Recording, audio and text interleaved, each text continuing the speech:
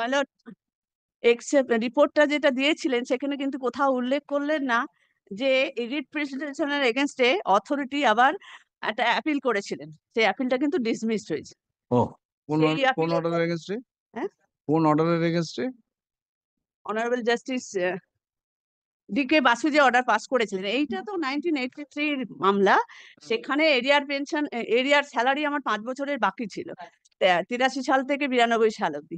সেইটা কন্টেম্প্ট করার পরে পেমেন্ট হলো 2024 সালে।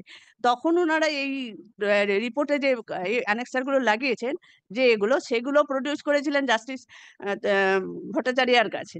ভট্টাচার্য এইসব দেখে নিয়ে আমাকে লিবার্টি দিলেন, তুমি এটা যেহেতু এটা কন্টেম্প্ট পিটিশনের মধ্যে রয়েছে, Interest.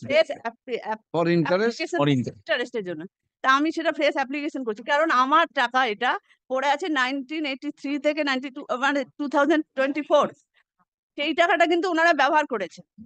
তো সেখানে আমি এন্টাইটেল বিষয়টা, আমি সেই এক্সেপশনের মধ্যে ওটা লিখেছি, আর প্লাস এখানে আমাকে লিবার্টি দিয়েছেন বলে আমি ফাইল করেছি, এবং আমি আশা করছি যে আমি এটা ওই entitled। অর্ডার, কন্টেম্পটের অর্ডারটা কোথায়? ওখানে লাগিয়েছি তো আপনার কোথায়? আগের পিটিশনে, এখানে মূল রিট পিটিশনে?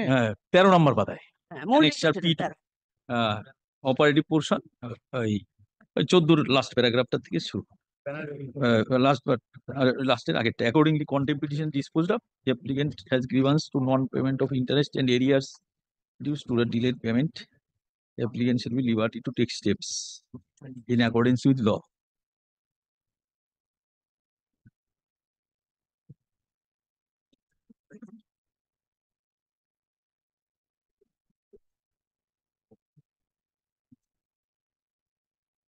আপনি কোনো রিপ্রেজেন্টেশন দেননি না? So take steps means you have filed a new writ petition. He has not applied for No, for take